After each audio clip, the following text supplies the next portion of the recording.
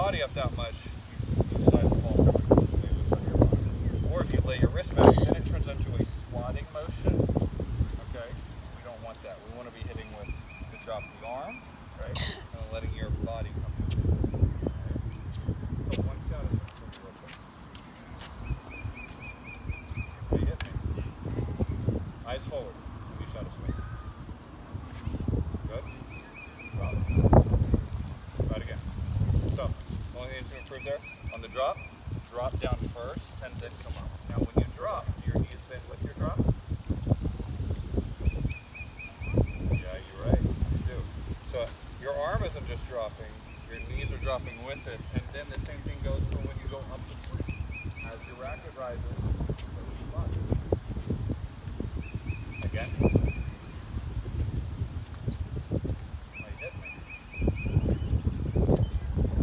That would have been really successful if you're trying to hit the ball into that orange ball line. You swung straight down on the ball. You've got to drop underneath first. Right? You take the racket back, legs bent. So as this drops, what happens? Your knees drop with, right? So drop with first, and then we push up. See how you then extend with that arm, and then it turns over from there. Okay? So we're getting this motion out of the way, coming out to get it, and then it's coming around. And that's where, when you start extending and you feel your left foot go that toe, that's when it comes around. That was really good, except one thing. You put that thing back over to Kansas, over there. You took this racket all the way back here, all right? Better, closer, okay? Now, it's good that you're leaning in, but don't lean in until the racket is going forward. When you're dropping down, you don't want to be leaning in, okay? Dropping down, we're loading a little bit more on our back leg as we're dropping, and then we're pushing off the back leg forward, and that's when that lean can happen.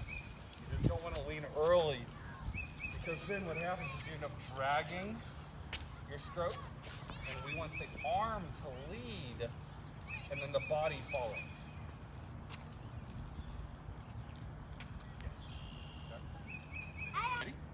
One shot of swing, then you get to hit one.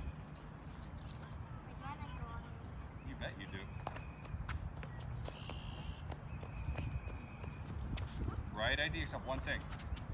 Racket drops, knees drop, and then you lean in. Okay? You did everything correct, except you started leaning before you started dropping. So it just turned into swing down. That's why I said you're going to hit into this orange ball line. Feels it will. Let's see what happens when you hit one. Try to go down the line for it. That looked pretty spiffy. That looked pretty good. Let's do it again. Is it a fluke? I don't think so. I think that looked pretty solid. Good. When I say freeze, freeze. You're not allowed to swing any further after I say freeze, okay? Listening drill. That's what you got. I haven't tossed it yet. What are you doing? You cheating? Freeze. Look at your racket. So you're laying it back. You just lightly adjust it, but it's right about there. Right? We want to keep it. Okay? Yummy. Drop and swing from there.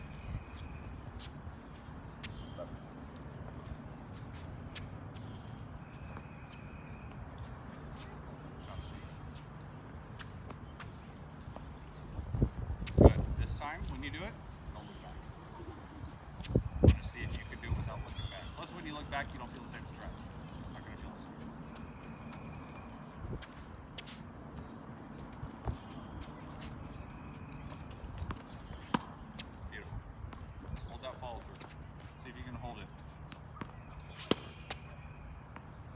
Why are you falling?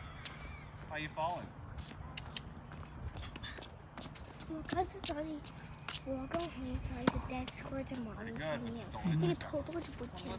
什么鞋？一个 square dead square。OK。在马路上面，那个头都不见了。Try to swing it once, no crease. That was really good. Yes. Simplified. Okay, no extra in there. The timing of that will be a lot easier unless, when you're doing this, not only are you having to time out your stroke, but then you're having to time out the snap to get your wrist back in position. And you can hit backhands that way, which become a lot more tough. Especially as you get better, and the ball starts coming faster. That was beautiful. Attaboy. You leaving early? Cheating on me? That was a good stroke. I like that follow through. That was beautiful. Good, and then that one's more realistic. I distracted you with the question and then tossed it. That movement's more realistic versus that extra full second that you got there. See it out of my hand? Move. Yep. Because the moment you feel behind, you then go back here again, and you start taking the wrist back. Okay? Isolate that hand. Here we go. Don't let the wrist lay back. Don't feel that crease. Just a good, solid high five.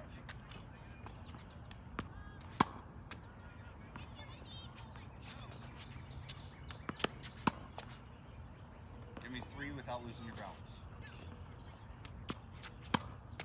Pretty good. Hold it. Now push off your left leg and cross over. Good. Last one, make it solid. Hey, come on back here. Crossover shuffle all the way back. Crossover shuffle. Good. You got it in perfectly. That'll be perfect. Rack it up. Don't lay the wrist back. Is that good? Kind of bent it. Good. So I want you to be able to feel that difference. Okay. I don't care if you don't hit it properly. Okay. Or if you don't hit it in. Okay. I want you to hit it properly. Right? I don't care if you don't hit it in, but I want you to be able to hit it correctly and be able to feel the difference on when it's right, when it's wrong. Okay? Because not every hour that you play tennis is with me on the court. Okay?